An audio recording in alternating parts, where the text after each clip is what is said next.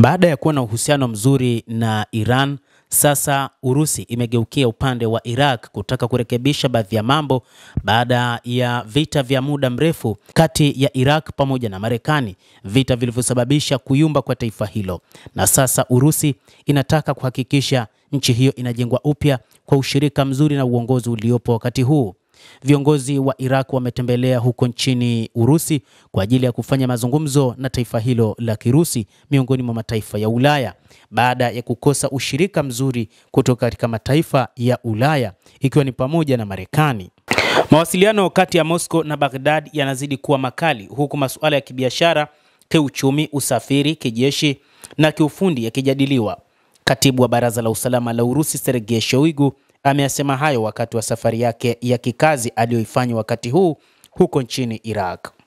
Viongozi wa Iraq waliwahi kutembea mara kadhaa nchini Urusi, na hata wakati huu Urusi inachukua viongozi wake wa kidiplomasia zaidi kutembelea maeneo na nchi ya Iraq kwa ajili ya mawasiliano. Mawasiliano yanazidi kuwa makali na ya pande nyingi. Hii inahusu biashara, inahusu uchumi, inahusu usafiri, ushirikiano wa kijeshi na kiufundi, alisema wakati wa mazungumzo na naibu mshauri wa waziri mkuu wa Iraq kuhusu usalama wa taifa katika uwanja wa ndege wa Baghdad. Licha ya muda mfupi wa kuandaa ziara hii, ina shughuli nyingi pia. Ninatumai kuwa mpango mzima ambao tulipanga utatekelezwa. Tuna mengi ya kujadili.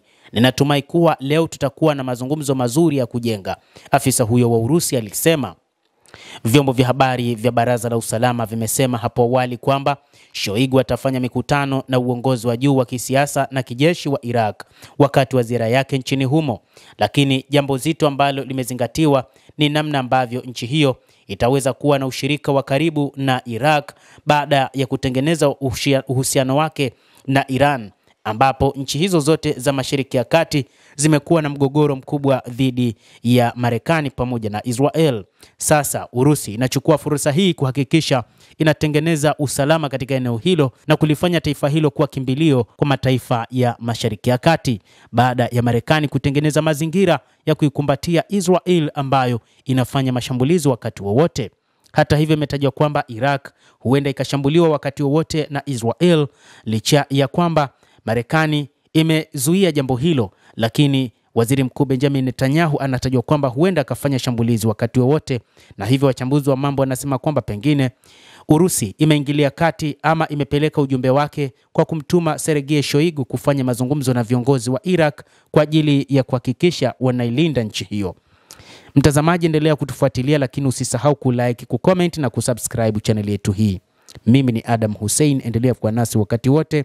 Endelea kutufuatilia uyajue mengi yanayojiri duniani.